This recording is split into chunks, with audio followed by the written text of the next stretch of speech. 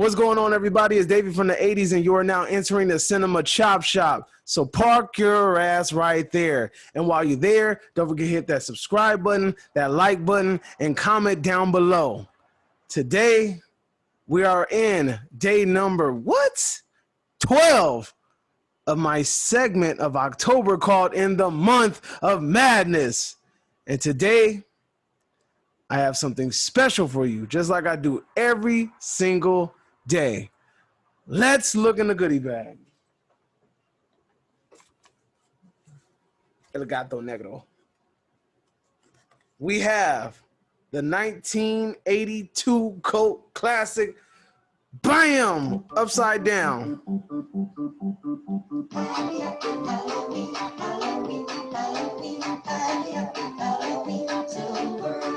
Yes.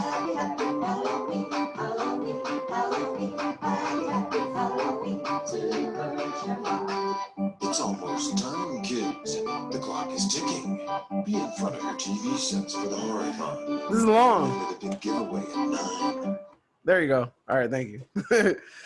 Yes, we have the 1982 cult classic, Halloween 3. This movie, in particular, gets a whole lot of hate from people. Why? Because it has no Michael Myers.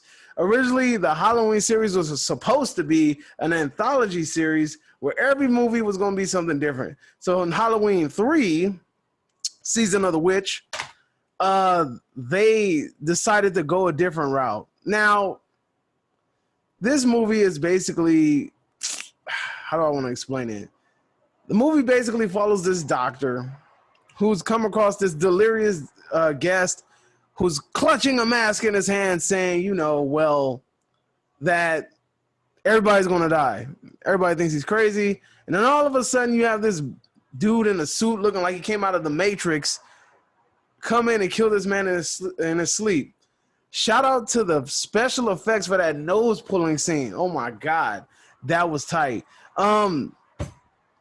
Essentially, this guy goes on this investigation. The guy that's killed, his daughter shows up, and she teams up with the doctor because the doctor feels like it's some kind of foul play, and they team up to go find out what's going on with this company and why has her dad been murdered.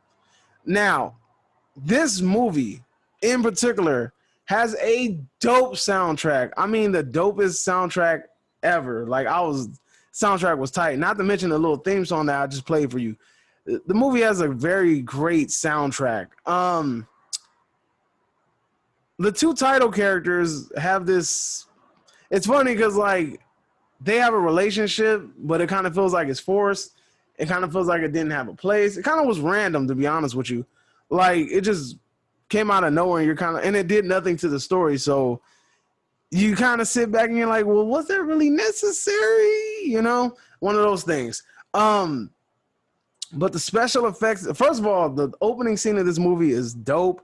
I like the score that they have at the beginning, and then they have the computer dots or whatever, and it turns out being a pumpkin. That was pretty dope. The special effects in this movie are tight. The deteriorating pumpkin mask with the snakes and the maggots and things coming out of it. Old girl with her mouth blown out, laying on the bed. That was dope. I mean, you know, when you look at the idea of the story and harnessing some sort of ancient power in order to sacrifice human beings, I mean, I think it's pretty cool. I think it's a pretty dope idea that it went a different route. Now, I'm going to be honest. I was one of those Halloween 3 haters. Yes, I was. When I was a teen and I was into just getting into horror movies and things like that, once I got to Halloween 3, I'm like, where the hell is Michael Myers at? Why is he just playing on the TV? I don't want to see, you're watching the bar and it's like, tune again on, come in on Friday, Halloween. And it's advertising Halloween, but Michael Myers isn't in the movie. And then there's another scene where the dude's tied to a chair, and again, we see Michael Myers. I feel like I'm about to sneeze. All right, anyway, bless me. All right, so you have, where was I at? Oh, that sneeze completely threw me off. Anyway, the movie's dope. The two main characters are likable, especially the main Tom Atkins, who I found out was in Maniac Cop. I didn't even know he was in Maniac Cop, and he did a lot of other horror movies. But you know, he's very likable. He's not like one of those characters that kind of annoy you.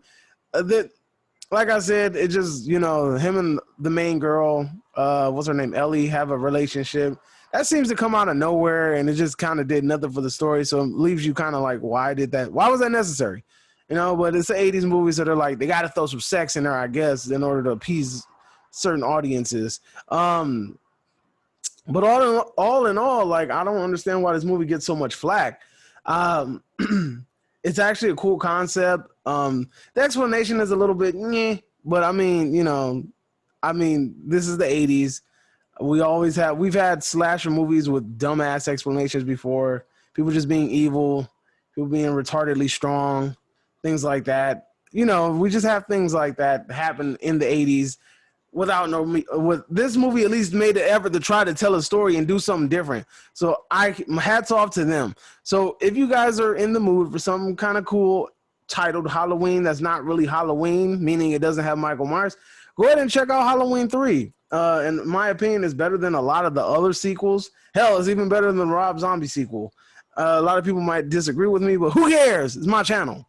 All right, so tune in tomorrow for episode number 13 of In the Month of Madness and see what I have in store for you. And while you're there, don't forget to hit that subscribe button, that like button, and comment down below.